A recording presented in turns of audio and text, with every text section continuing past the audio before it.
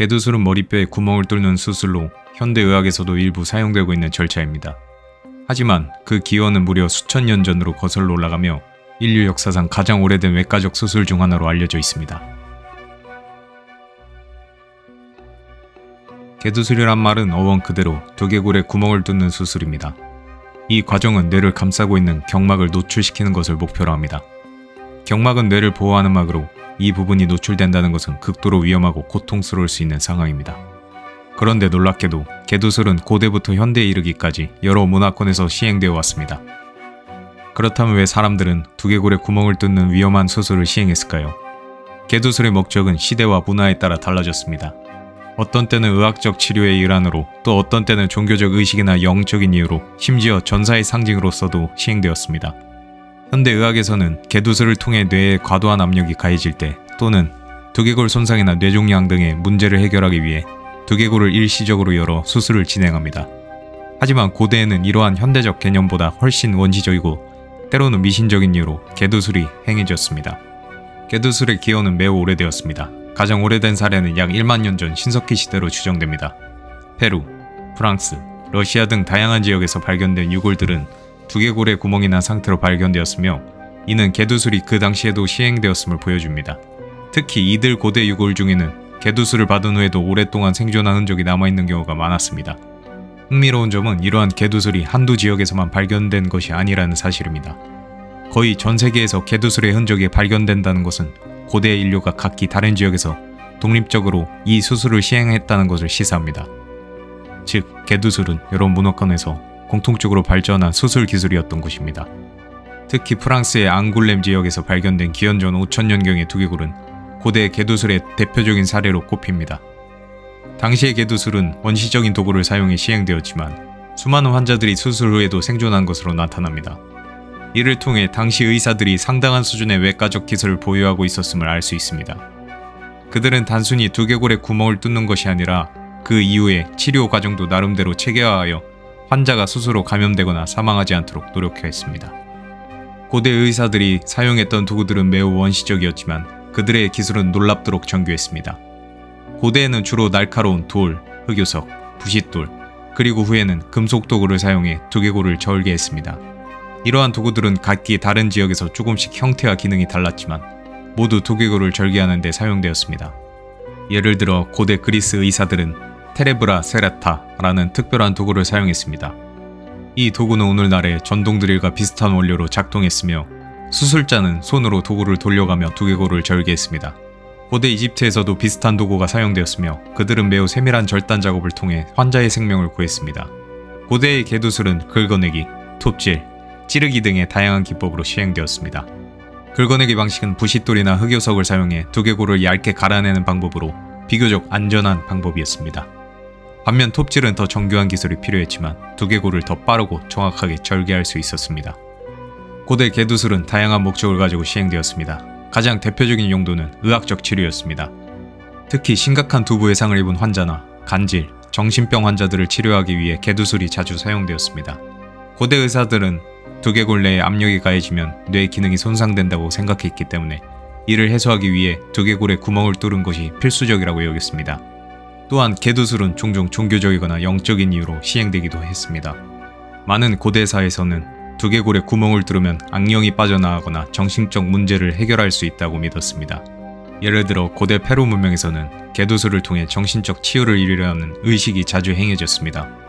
일부 학자들은 개두술이 전사의 상징으로서 시행되었다고 주장합니다. 개두술을 받은 후에도 생존한 사람들은 강력한 전사로서의 상징적인 의미를 지녔으며 그들의 두개골에 남은 흔적은 용맹함과 생존력을 나타내는 표식이 되었다는 것입니다. 특히 전쟁에서 살아남은 전사들에게는 개두술을 통해 생명의 회복을 기원하는 의식이 행해졌을 가능성이 큽니다. 개두술은 고통스럽고 위험한 수술이었지만 놀랍게도 많은 환자들이 이 수술 후에도 생존했습니다. 이는 당시 의사들이 단순히 두개골을 절개하는 데 그치지 않고 스스로 감염을 예방하고 상처를 보호하는 다양한 방법을 사용했기 때문입니다. 페루에서 발견된 개두술 유골들 중 상당수는 수술에서도 두개골이 재생된 흔적이 남아 있습니다. 이는 개두술을 받은 환자가 수술 후에도 오랫동안 생존했음을 보여주는 중요한 증거입니다. 특히 두개골이 재생되었다는 것은 환자가 수술 직후 죽지 않았을 뿐만 아니라 상처가 아물고 두개골이 다시 자랄 만큼 오랜 기간 동안 회복 과정을 거쳤다는 의미입니다. 고대 의사들은 두개골에 구멍을 뚫은 후 그 구멍을 약재나 천으로 덮는 방식으로 감염을 막으려 했습니다. 페루의 카라카스 문화권에서는 개두술 후 두개골에 구멍을 메우는 특별한 치료법이 발달했다고 전해지는데, 이는 자연적으로 재생되는 과정을 촉진시키는 방식이었을 가능성이 큽니다. 하지만 모든 개두술이 성공적이지는 않았습니다. 일부 환자들은 수술 중 과다출혈로 사망하거나 감염으로 인해 목숨을 잃었습니다. 그러나 고대 의사들이 쌓아온 외과적 경험과 기술은 점점 더 정교해졌고, 시간이 지남에 따라 개두술의 생존율은 점차 높아졌습니다.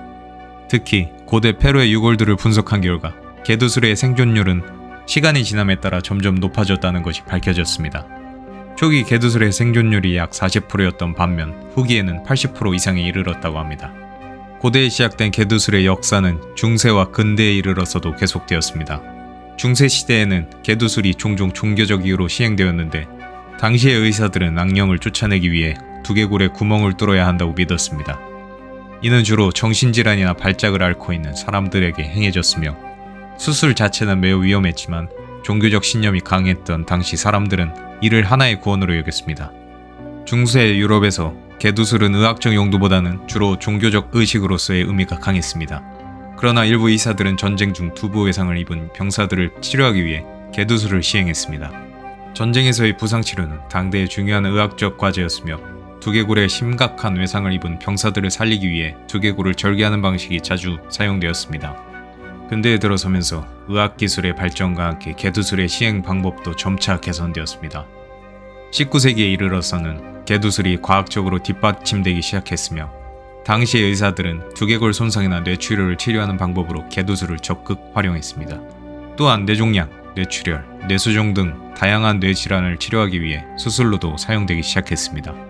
이 시기에는 수술도구와 위생 상태도 크게 개선되었으며, 마취 기술의 발달로 인해 환자들이 겪는 고통도 상당히 줄어들었습니다. 근대 의사들은 과학적 연구를 통해 개두술의 위험성을 최소화하려 노력했으며, 이를 통해 수술 후 생존율이 크게 증가했습니다.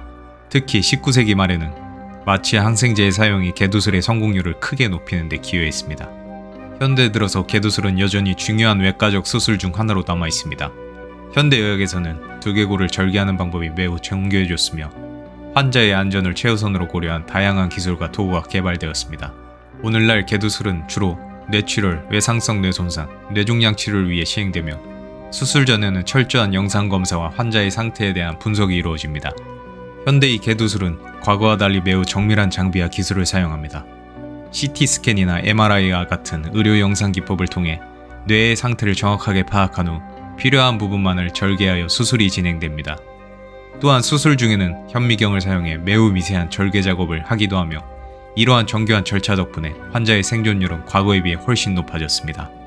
또한 수술 후의 치료와 회복 과정도 체계적으로 관리되며, 항생제와 면역 치료 등을 통해 감염을 예방합니다. 이러한 현대의학 기술의 발달로 인해 개두술은 과거에 비해 훨씬 안전하고 성공적인 수술로 자리 잡았습니다.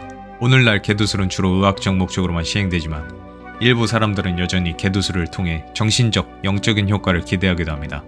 현대사회에서도 일부 소수 집단은 개두술을 정신적 해방이나 영적 각성을 위해 자발적으로 시행하려는 시도를 하기도 하는데, 이는 과거의 종교적 이유와 맥을 같이 합니다. 그러나 현대의학계에서는 이러한 행위를 매우 위험한 것으로 보고 있으며, 의학적 목적 외에 개두술은 절대적으로 금기시됩니다. 현대의학에서 개두술은 여전히 윤리적 논란을 불러일으키는 수술 중 하나입니다. 특히 두개골을 절개하는 행위 자체가 매우 고통스럽고 위험한 수술이기 때문에 환자의 동의와 안전이 무엇보다 중요합니다. 또한 현대사회에서는 자발적으로 개두술을 시행하려는 시도나 정신적 이유로 이를 권장하는 일부 집단들이 문제가 되고 있습니다. 1960년대와 1970년대의 히피 문화와 사이키델릭 운동은 개두술을 정신적 각성의 도구로 활용하려는 경향을 강화시켰습니다. 당시 일부 히피들은 개두술이 인간의 의식을 확장하고 더 높은 수준의 정신적 경지에 도달하는 방법이라고 믿었습니다. 이는 특히 바트 휴즈와 같은 인물들이 주장한 사상에서 기인한 것으로, 휴즈는 스스로 개두술을 통해 자신의 정신적 능력을 향상시킬 수 있다고 주장했습니다. 바트 휴즈는 1965년 스스로에게 개두술을 시행한 것으로 유명합니다. 그는 치과용 드릴을 사용해 자신의 두개골에 구멍을 뚫고 이를 통해 정신적 각성을 이루었다고 주장했습니다. 그의 이러한 시도는 많은 논란을 불러일으켰지만 일부 추종자들에게는 강한 영감을 주었으며 이로 인해 개두술은 현대적 문맥에서 다시 한번 주목받게 되었습니다.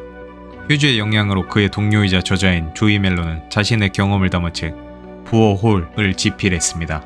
이 책에서 멜런은 자신이 자발적으로 개두술을 3차례나 시도했음을 고백했으며 그의 파트너였던 아만다 필딩 역시 자신에게 개두술을 시행한 경험을 나누었습니다. 필딩은 개두수로 자신의 정신적 상태가 크게 개선되었으며 그로 인해 삶의 질이 향상되었다고 주장했습니다. 아만다 필딩은 개두수로 회복 과정을 세밀하게 기록하며 개두술이 두개골 내부의 압력을 완화시켜 정신적 안정감을 준다고 믿었습니다. 그녀는 개두술 후에도 사회적으로 활발하게 활동했으며 자신의 경험을 통해 정신적 향상에 대한 논의를 확산시키려 노력했습니다. 필딩은 영국의 베클리 재단을 설립해 정신의식 연구와 관련된 다양한 연구 프로젝트를 지원했으며 이는 오늘날까지도 의식 확장과 관련된 과학적 연구에 기여하고 있습니다. 오늘날 개두술은 과학적이고 합리적인 목적을 위해 시행되며 이를 통해 많은 환자들이 생명을 구하고 삶의 질을 개선하고 있습니다.